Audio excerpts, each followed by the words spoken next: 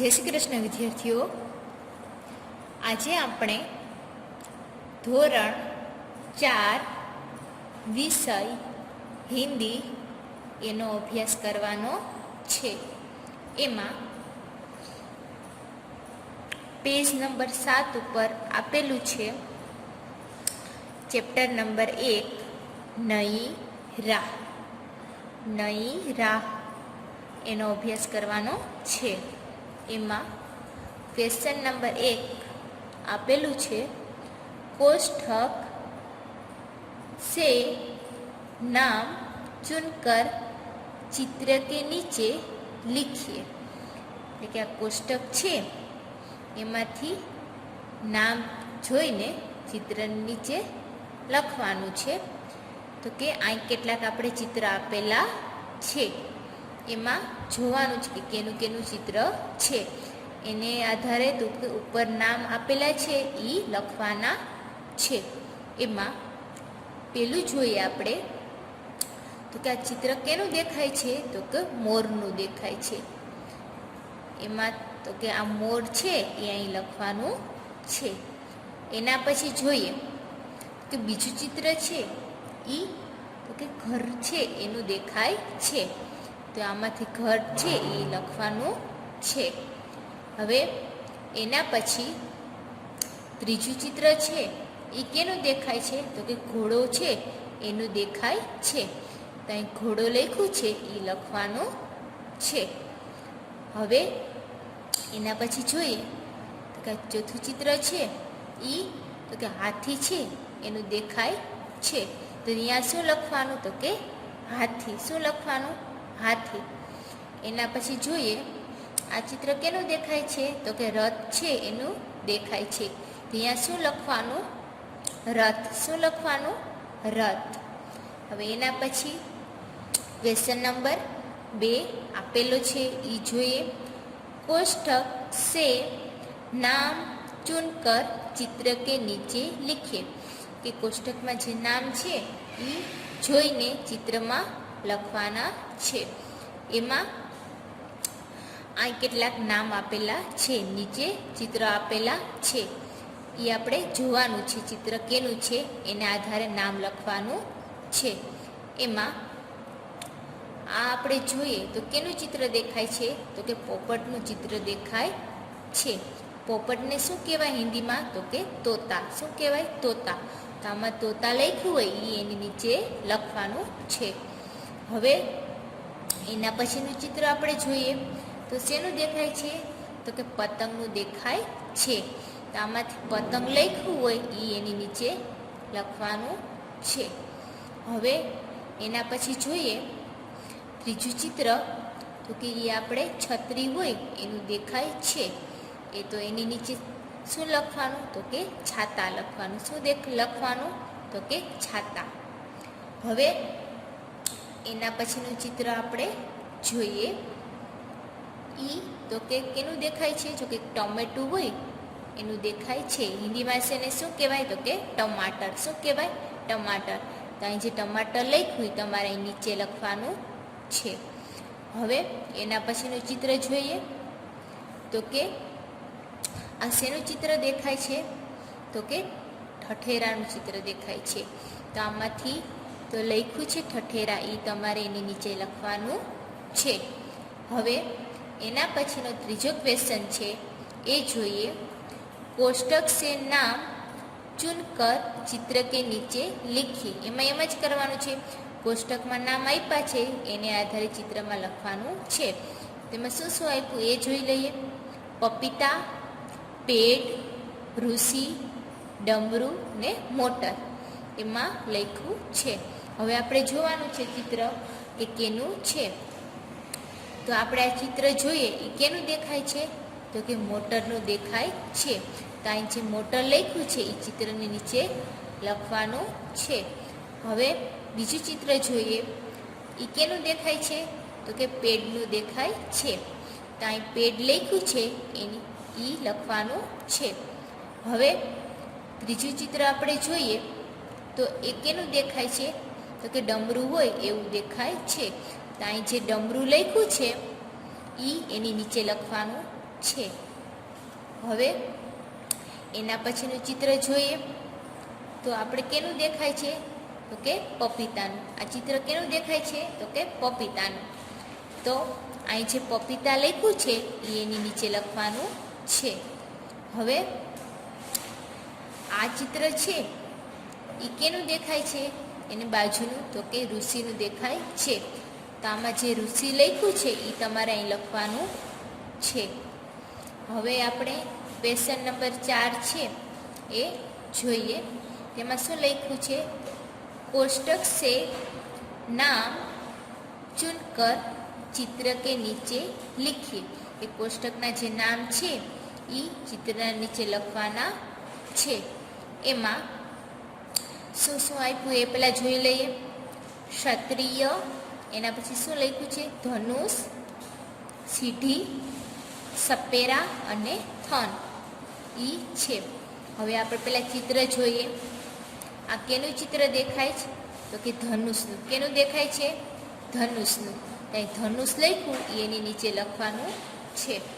હવે એના પછીનું ચિત્ર જોઈએ તો કે આ ચિત્ર કેનું દેખાય છે? નિસરણી એટલે સીધી, એ આપણે લખવાનું છે. હવે એના પછીનું ચિત્ર છે એ તો કે કેનું દેખાય છે તો કે ક્ષત્રિયનું. કેનું દેખાય? ક્ષત્રિયનું. તો ક્યાંય ક્ષત્રિય લખ્યું છે એ તમારે અહીં લખવાનું છે. હવે એના પછીનું ચિત્ર જોઈએ આપણે. આ શું દેખાય છે તો કાંઈ ક્યાં એરો છે તો કે થન છે. આ શું છે તો કે થન. એ આપણે ગોતીને લખવાનું છે. એની નીચે ચિત્ર નીચે તમારે શું લખવાનું તો કે થન. હવે એના પછીનું આપણે ચિત્ર છે એ જોઈએ. એ કેનું દેખાય છે તો કે સપેરાનું. સપેરા એટલે શું થાય તો કે મદારી. શું થાય? મદારી. હવે આપણે અહીં સપેરા લખ્યું છે એ ચિત્રની નીચે લખવાનું છે. હવે પેજ નંબર 8 ઉપર આપેલું છે એ જોઈએ. વર્ણો को देखकर सही रूप से लिखिए. એટલે કે જે આ વર્ણકો છે એને જોઈને પાછા લખવાના છે. એમાં જોઈએ આપણે તો કે આ શું છે તો ગ છે. શું છે? ગ. તે તમારે પાછું લખવાનું છે. હવે એના પછી આપણે જોઈએ તો આ શું દેખાય છે તો કે મ. તો મ છે એ અહીં જે નીચે બ્લેન્ક્સ છે આ એની નીચે તમારે શું લખવાનું તો કે મ. હવે એમાં જોઈએ પાછું એના પછી આ શું દેખાય તો કે ન. શું દેખાય છે? ન. તો એની નીચે જે ખાલી જગ્યા છે એમાં તમારે શું લખવાનું તો કે ન લખવાનું છે. હવે એના પછી જોઈએ આ શું દેખાય છે તો કે ર. શું દેખાય? ર. તો એની નીચે તમારે શું લખવાનું તો કે ર. એના પછી જોઈએ આપણે આ શું દેખાય છે? સ. તો એની નીચે શું લખવાનું? સ. હવે એના પછી જોઈએ તો આ શું છે તો કે સ. શું છે? સ. તો એની નીચે તમારે શું લખવાનું છે? હવે શું દેખાય તો જ્ઞ. એ તમારે એમાંથી જોઈને લખવાનું છે. પછી એના પછી જોઈએ તો આ શું છે તો કે ક્ષ. શું છે? ક્ષ. એ તમારે અહીં જોઈને લખવાનું છે. હવે એના પછી છે એ શું દેખાય છે તો કે વ. શું છે? વ. તે એની નીચે તમારે શું લખવાનું છે? વ લખવાનું છે. હવે એના પછી જોઈએ તો શું દેખાય છે તો કે પ દેખાય છે. શું છે? પ. તેની નીચે તમારે શું લખવાનું છે? પ લખવાનું છે. હવે જોઈએ એના પછી શું છે તો કે સ છે. શું છે? સ. તો એ આપણે અહીં જોઈને લખવાનું છે. હવે એના પછી જોઈએ આપણે તો આ શું છે? ટ. શું છે? ટ. તેની નીચે તમારે શું લખવાનું? ટ લખવાનું. શું લખવાનું? ટ. એના પછી જોઈએ આપણે શું દેખાય છે? ઠ. શું છે? ઠ. એ તમારે જોઈને લખવાનું છે. એના પછી શું દેખાય છે? અહીં ડ દેખાય છે. શું છે? ડ. તે ડ છે એ તમારે અહીં નીચે બનાવવાનો છે. એવો જ અહીં બનાવવાનો છે. હવે એના પછી જોઈએ આ શું દેખાય છે તો કે ઢ. તો કે ઢ છે એ તમારે અહીં કરવાનો છે. હવે એના પછી આપણે જોઈએ આ શું લખ્યું છે તો કે ત. શું છે ત? એ તમારે અહીં ત લખવાનું છે. એના પછી તો કે આ શું છે તો કે થ. આને શું બોલાય? થ. એ થ છે એ અહીં લખવાનો છે. હવે એના પછી જોઈએ તો આ શું દેખાય કે ઘ. શું દેખાય છે એ તમારે અહીં લખવાનો છે. પછી ધ એ તમારે અહીં લખવાનો છે. હવે એના પછી છે શું દેખાય છે તો કે ય છે. શું છે? ય. એ તમારે જોઈને લખવાનું છે. એના પછી આ શું છે તો કે હ. શું કહેવાય? હ.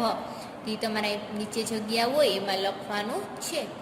હવે એના પછી તો કે આ શું દેખાય છે તો કે છ. આને શું બોલાય? છ. એ તમારે નીચે લખવાનું છે.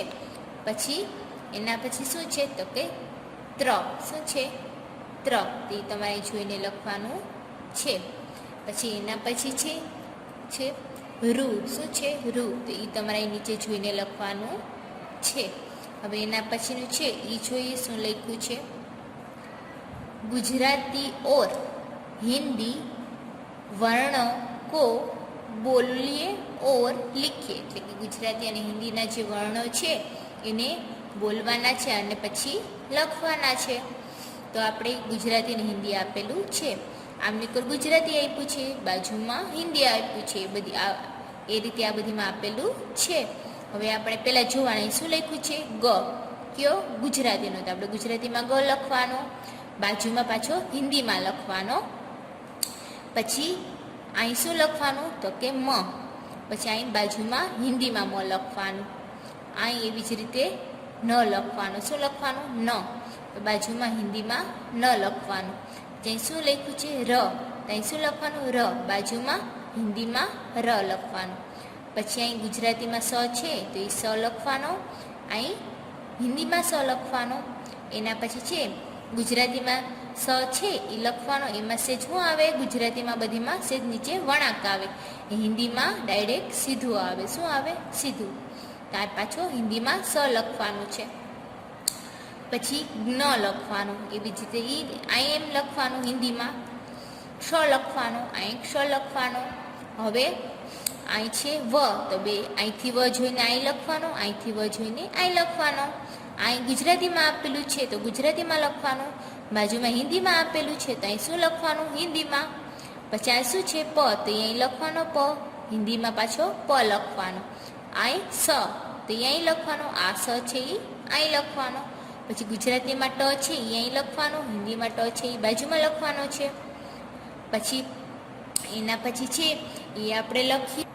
ઠ છે એ આપણે અહીં લખીએ ને અહીં લખીએ. પછી એના પછી છે ડ. તે આપણે ગુજરાતીમાં અહીં લખવાનું છે અને હિન્દીમાં બાજુમાં લખવાનું છે. પછી આ છે ઢ. તો ગુજરાતીમાં એ પહેલાં લખવાનું, હિન્દીમાં એ પછી લખવાનો છે. પછી આ છે ત. તે ગુજરાતીમાં આપ્યો છે એ આપણે પહેલાં લખવાનો, હિન્દીમાં છે એ પછી લખવાનો છે. હવે આટલું આપણે આજ કર્યું છે. બાજુમાં આ છે એ લાઈન તમારે જોઈને કરવાનું છે હોમવર્કમાં. આજે આપણે આટલું કર્યું છે. આગળનું છે એ આપણે નેક્સ્ટ વિડીયો છે એમાં જોઈશું.